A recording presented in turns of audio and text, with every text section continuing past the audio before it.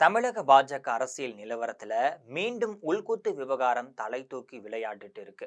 இதன் ஒரு கட்டமா தான் தமிழ்நாடு முன்னாள் பாஜக தலைவர் அண்ணாமலை கட்சியிலிருந்து முழுமையா விலகும் சூழ்நிலை ஏற்பட்டிருக்கு. இப்ப டெல்லி மேலிடம் வரை அண்ணாமலை விவகாரம் மீண்டும் விஸ்வரூபம் எடுத்திருக்கு. அவர் கட்சியிலிருந்து விலகும் சூழ்நிலை ஏற்பட்டு இருப்பதாக தெரிய வந்துள்ள நிலையில தமிழக பாஜக தொண்டர்கள் மிகவும் பரபரப்பு அடைஞ்சிருக்காங்க. இது தொடர்பாக ஜெம் தொலைக்காட்சி வழங்கும் சிறப்பு செய்தியை தற்பொழுது பார்க்கலாம்.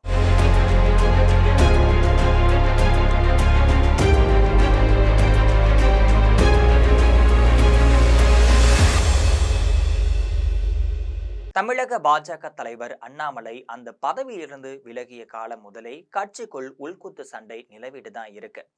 தொடக்க காலத்துல இருந்தே நயினார் நாகேந்திரனுக்கும் அண்ணாமலைக்கும் ஒத்து போகாமையே இருந்திருக்கு. இதன் நிமித்தமாக தான் தனது கருத்து வேறுபாட்டை டெல்லி பாஜக மேலிடத்திற்கு அண்ணாமலை பல்வேறு வழிகள்ல தெரிவித்தும் இருந்தாரு. இருந்த போதிலும் அண்ணாமலையை டெல்லி பாஜக மேலிடம் அழைத்து சமரசமும் செஞ்சு வச்சாங்க.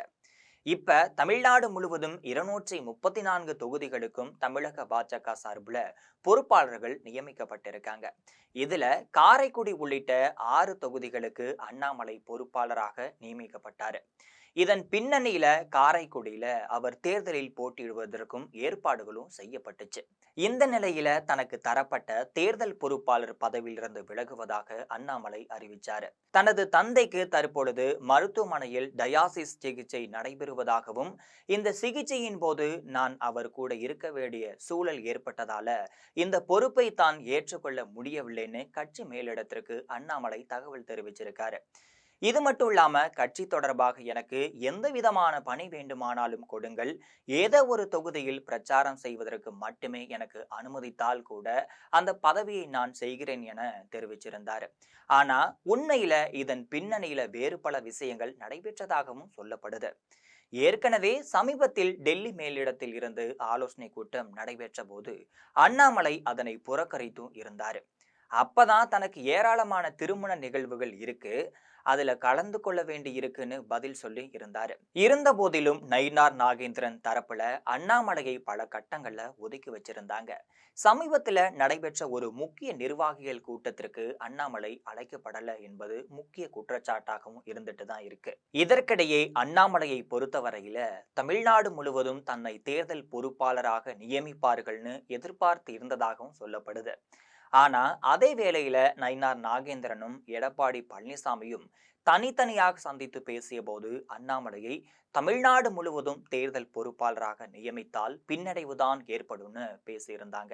அதன் அடிப்படையில தான் 6 தொகுதிகளுக்கு மட்டும் அண்ணாமலை பொறுப்பாளராக நியமிக்கப்பட்டாரு. தமிழ்நாடு முழுவதும் தன்னை தேர்தல் பொறுப்பாளராக நியமிப்பார்கள்னு எதிர்பார்த்திருந்த நிலையில ஒரு குறிப்பிட்ட வட்டத்திற்குள் அடங்கியதால அண்ணாமலை கோபத்திற்கு ஆளாகி இருக்காரு. இதன் மூலம் தனது எதிர்ப்பை டெல்லி மேலிடத்திற்கு காட்டுவதாக தற்போது அந்த பொறுப்பிலிருந்து அவர் விலகி இருப்பதா சொல்லப்படுது. தற்போதைய சூழ்நிலையில பாஜக மீது மிகுந்த கோபத்தில் இருக்கும் அண்ணாமலை வேறு தனி கட்சி தொடங்கவோ அல்லது யாரோடன் கூட்டணி சேரவோ முயற்சிகள் எதுவும் செய்யவில்லை என்பது முக்கிய செய்தியாகவும் பார்க்கப்படுது. எனவே அண்ணாமலையை பொறுத்தவரையில தமிழக அரசியல்ல முக்கியமான பதவி தரப்பட்டுச்சுனாலும் அவர் முழுமையான தேர்தல் பணி செய்வாரா இல்லையா என்றால் ஒப்புச்சப்பாக ஏதோ சில கூட்டங்கள்ல பிரச்சாரம் மட்டும் செய்து கொண்டு பாஜகவில் இருந்து விலகி இருப்பார் என்று பேசப்பட்டிருக்கு. தற்போதைய சூழ்நிலையில தேர்தல் பணிகளில் இருந்து அண்ணாமலை பின்வாங்கினா தமிழ்நாடு முழுவதும் இருக்கக்கூடிய அவரது ஆதரவாளர்களும் பின்வாங்குவார்கள் என்று கருத்து நிலவுவது.